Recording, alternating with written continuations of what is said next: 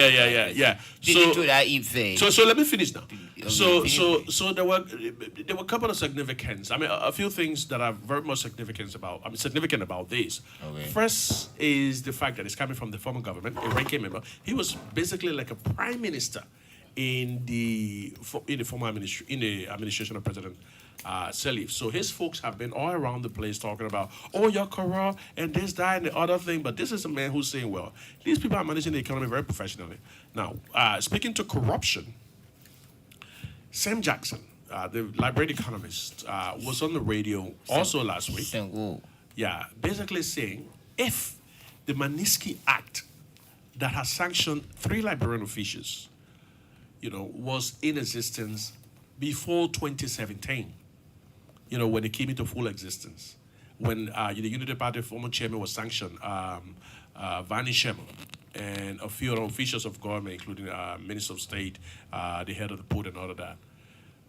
If that act was in existence before that time, he said about 75% of the former officials of government would have been indicted, including, and these are the words of Sam Jackson, including the Salifs. So basically, that's what he said. And one of the retort that the Salif folks can come out and say, oh, we're helping the government corrupt, why I can't audit us? Come on. Audit is an ongoing process. There isn't going to be some big announcement that we're auditing the former government.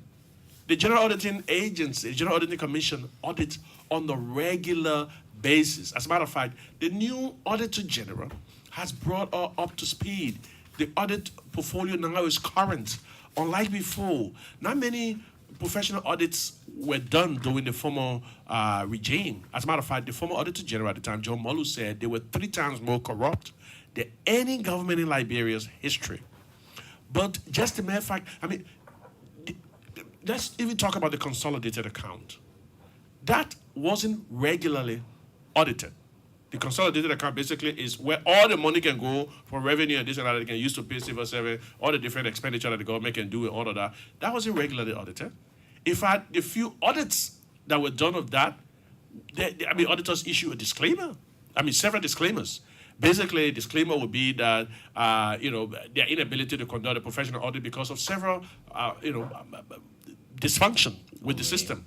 Firstly, information not provided. The books are not properly documented and all of that. So there wasn't much professional audit done. Remember, even Christine Lagarde, the former IMF, has said during her training that the Central Bank of Liberia at the time was of risk, I think repetition of risks or something of the sort. But basically, she repudiated the Central Bank of Liberia under Mills Jones, under the former regime, and all of that. So when they talk about, oh, you can't audit, what have you, audits are ongoing. As a matter of fact, the GSC has made, during the last briefing of the GSC at the cabinet retreat, they essentially said that the audit now of the former government, of the whole books is current. Whereas the former government audited something like 15, 20 audits per year or so. Now we're talking 60 or so audits, 50 somewhere to 60 audits that have been done of the different institutions. Whereas in the past, they were auditing certain institutions. Now all of the different institutions, the target is to audit all the different institutions of government. So this is the level of transparency that the president is introducing. So when the former officials say, yeah, they're auditing, and they're finding several things. Several things. So, when I hear some of those folks come out and say, you're corrupt, are you kidding me? Of everybody, the party people just need to shut up. Okay, so let me tell you why the ball king. Why the ball made a statement. I'm around forget one people. You forget about one people in the office. So to get the people from Samuel to our office, you can come to attack. You gotta come with peace. Okay. So the next thing you will visit Samuel. I say, Samuel, I forgot about one receipt in the call. You're free give a receipt of me. Let me check. Someone say, but I see the receipt. So let me check for it. They know where you put it. That is in over here. So by the time you get a receipt, forget it. Then you talk about all the penny. All the begging you. If we El president what we get, yeah, Eddie. And so we're walking around, we can see how is in it and they get fun. They get fun. I beg you. No, I mean she's a stateswoman. Yeah, all the penny, you don't care. I get all the penny. General Agree, what's up? What do you think? Basically, I mean, I also have to meet. Can I looking serious today? Do I can fire out? Yeah, You're firing last there. Yeah, I got a little cool. Yeah, you don't drink down hard down tea. Yeah, that's what I've been doing. But actually, former minister, American, is seeking political office, which is very clear. And in doing so, I think his political calculation is not a bad one. Not to anger. Different so sides. I think his political calculation is not a bad one. And in fact, he reaching out to everyone across the aisle, not just unity partisan, not just people from the CDC, we're all friends, the rest of the people. So I think he's trying to consolidate. And to do such consolidation, and maybe learning from the past, is that you will not infuriate a party like the CDC, for instance, that has a strong presence in Montserrat, in Bapolu County. You remember in 2014? Yeah. 2017, we won Bapolu County in the runoff election. We won Bombing County. Yeah. So, and then critical thing or maybe a strategy team will tell you, look, maybe go independent, maybe affiliated with the CDC, don't attack the CDC government. Well, he was just speaking the facts. If you look at the issue of the growth, we were at 0. Today is nothing less than 30 plus. So, and one of the things I just wanted to mention, Honorable Gray, is the fact that the economic growth that the former finance minister was talking about, we should put it in context. Firstly, from 2014 to now, there's been zero. I mean, from 2014 to 2018, there was zero economic growth. Exactly. Zero following the Ebola crisis. Essentially nothing at all. So it was only after 2018 that we start to have some economic growth. So, when some of the folks say, 3.7% is just, marginal, you shouldn't be glorifying it and all of that. But it has to be put in context. Where did we come from? There was zero during the last several years, and we're now beginning to have some growth to the extent that IMF is projecting that despite the impact of the global economic crisis that we are facing in the wake of the Russian-Ukraine crisis and the coronavirus, Liberia still has a possibility of reaching up to 5% growth rate. So, that is because they've placed their confidence in the economic managers of the country. Firstly, Minister Samuel Ditwe and the rest of the team are doing a wonderful job, but also under the political leadership of President George. Yeah. Basically, you see the former finance minister who want to work with the IMF. Because after being finance minister does not end your own quest to expand your horizon amongst experts in the international financial market. So you cannot come and misinform the public because it's like a direct defiance to the IMF or report on Liberia. So if you look at left expectancy, for example, in the Mana River Basin, that is Liberia, Guinea, Sierra Leone, and Africa has shown. Liberia has the highest. Okay, we don't have the lowest, just from recent report. So if you look at all of these things, it becomes extremely difficult. Ordinarily, maybe an ordinary politician who want to play politics. So like you rightfully said, I remember vividly when we in the 53rd legislature, when Boyman Kamara became minister, he came to the national legislature and he admitted on the growth rate. And he said, in fact, Liberia has to change the strategy to look at the agriculture sector mainly because other products were not being bought and the value had dropped. So we needed to look at the agriculture industry to a great extent. And President Salih, I think it's 2017, admitted that the next government will inherit a dangerous economic situation. Oh, yeah. She said there's going to be tougher times ahead. Yeah. So essentially what she was talking about, firstly, the whole consolidated account and different stuff had been messed up. Unmill was leaving. Unmill had about $400 billion circulating in the Liberian economy. They were leaving. The price of our primary commodity had dropped on the international market, iron ore, rubber, and all of that. Plus, because of some of the policies of the previous administration, there were some of the investors, the likes of BHP Billiton, Chevron, and all of the different people were leaving the country. So she projected that there would have been tougher times ahead. So it's such hypocrisy when you find the very folks who mess up the system, sort of having a U-turn, pretending, not even a U-turn. They are obnoxiously pretending to be some saviors now, just because they've been out of the hem of leadership for some time. And they think that we have sort of a short memory, the Liberian people, and that we'll forget suddenly that they were the ones who messed up. They had 12 years uninterrupted, 12 unbroken years. They had the opportunity to turn a lot of the quagmire we're faced with currently around. They didn't. What we heard instead were that people were having businesses in the Central African Republic. People were how do they call it? Capital flight in this country had increased. People are taking money out of here, taking it to their families overseas and all of that, investing overseas. So that's the gross disrespect that they have for the rest of you. And then suddenly now, they think that you've forgotten that they come back now. They are the saviors. They know suddenly, they've had a real awakening. They know all of the different solutions to the problem that they left. Yeah, because when they argue say that we came on a march of change, and I hold firmly to that statement. It's true that we came on the march of change. What do I mean by that? We inherited an economic growth of zero. So we argue that we change it. We rewrite that narrative. So we've rewritten the narrative. We're going to 3.7 as I speak to you, and there's a projection of 5 subsequently. So it means that we are rewriting the narrative. It means that we've changed the 0 to 3.7 and then to 5. Yeah. That's what it means, that there's a change. Not only that there's a change, but look, we should be commending the president, we should be commending the financial experts of our country, the Minister of Finance, the LRA, for example. We should be commending them. Now, why we should be commending them. In 2014, Ebola took place. We went ground zero.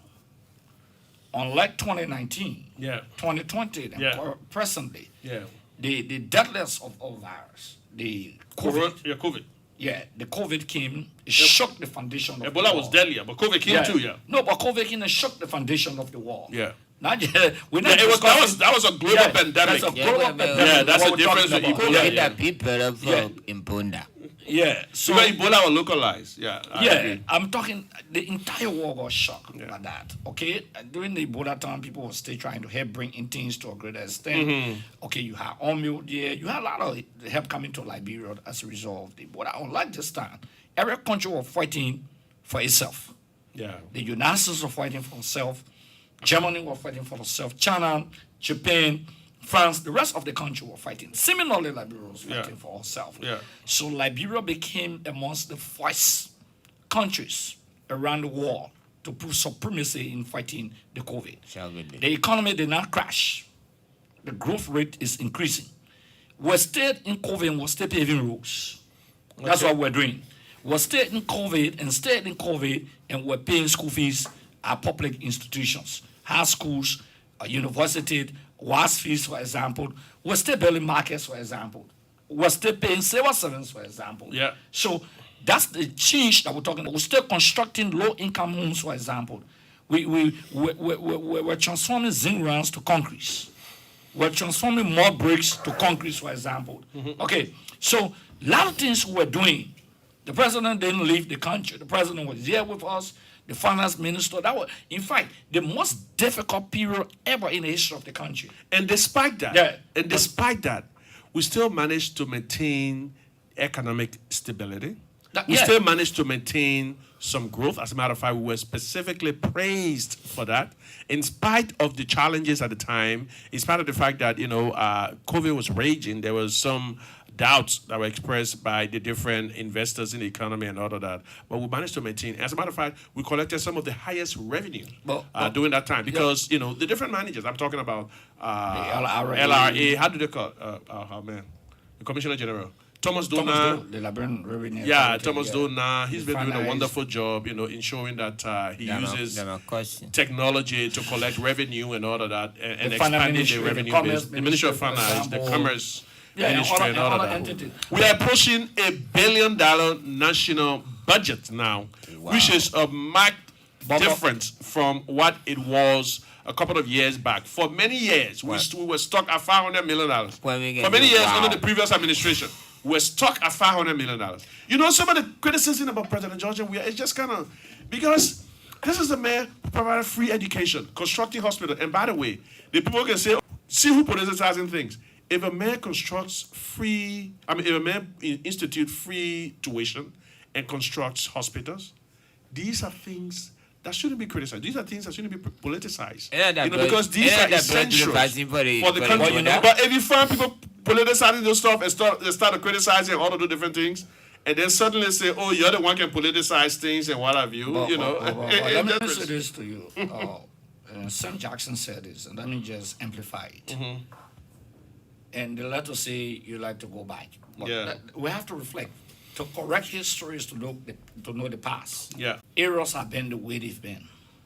We gave the past administration 12 years. Yeah. Are we spoiling what they constructed? Not at all. That's the question we should be able to ask ourselves. The pictures that the opposition is some of the pictures they are portraying in rural Liberia and other areas, some of the bad rules condition.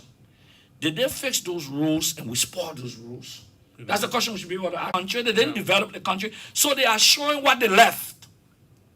They are not showing. They are not showing what we developed. Yeah. So the propaganda they're running with is what they left for the last 12 years.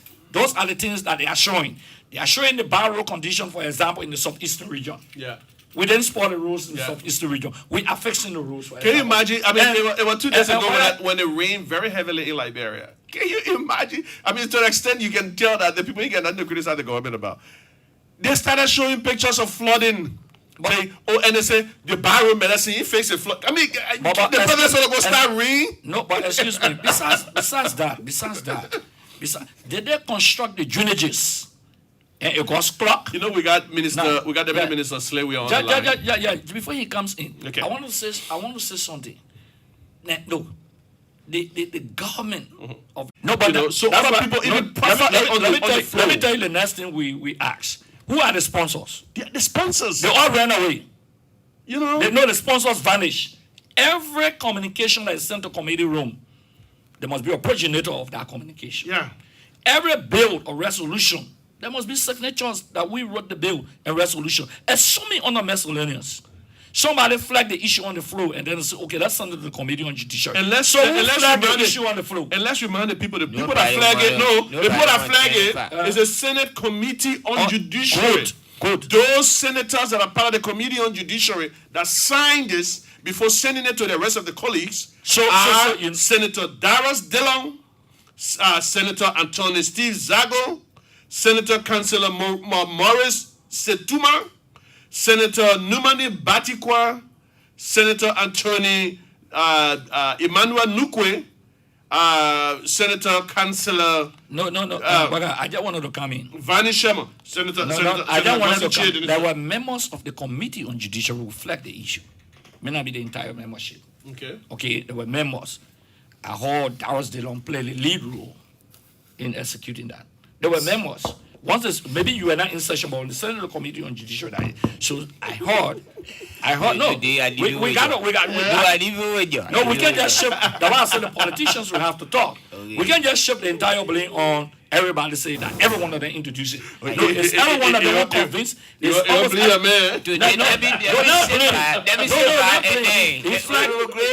flagged the issue. He flagged what the population call the evil law. Okay, so when you flag the issue, they say, okay, the committee should take cease of the matter and report within the time frame to the general plenary. Okay. But what we did was that we rejected and we sent it back. Later on, they sent a communication to us that it will join. But it will join when we have rejected it. Yeah, but when there's been a public outcry already, you can't respond to the public. You should have known better. And that's how we expect you to do. So let me tell you what I did. Let me tell you. Let us do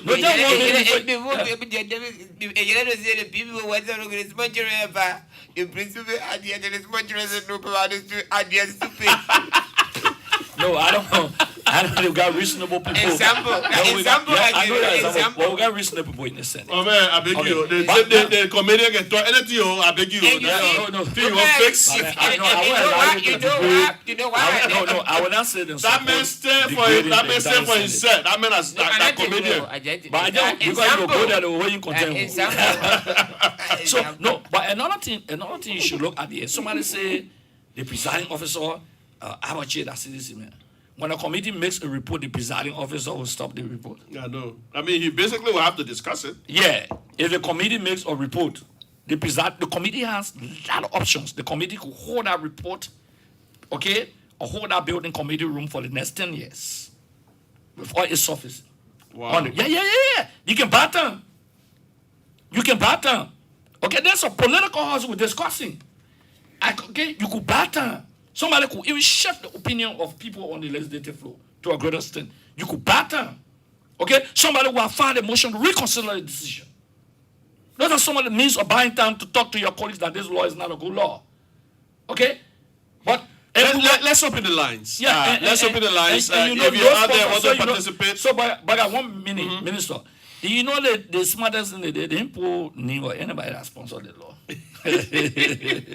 Nobody. But the thing about it, the thing seemed as if it was passed so quickly and surreptitiously, so quickly. You know, you can tell that there was some devious. The Meton Judge were talking, saying that we're holding bills. We passed the just law. Senate. 080-514-096, 080-514-096, or 086-561-537, 080-514-096, 088-514-096, or 086-561-537. Good morning. Yeah, good morning. This is Tito Ko calling from Reda. Tito, you say? Tito Ko calling from Reda. Cool, go ahead. Yeah, I don't want to thank you studio this morning. And my honorable Lord, I want to tell you thank you for talking that scratch of me. I've been like ready to my young people. They can't be going on, bringing Google Lord and bringing Google NGO company there. I need to work and benefit. They tell them about benefit that great grandparents are only in the grant. So they benefit. No, not yet for that thing. And I don't want to the former the minister that just left the land. Let me tell you, Sion better that way I feel. We got some don't care travel there. The moment you enter here, you will see the sound. Men are wet. This, that thing. You see different sounds on the road. But they drive with the advantage of the road. So then we drink before going on the airport. Why you should drink before driving? So then we overspeed. So you can understand it's steering. So you understand? Even if public were doing big solar panel there, they want to own SKD, and they put it to the solar transformer, people will stay in the hole there. You big solar panel. No, but let's put it there first. I think we should consider.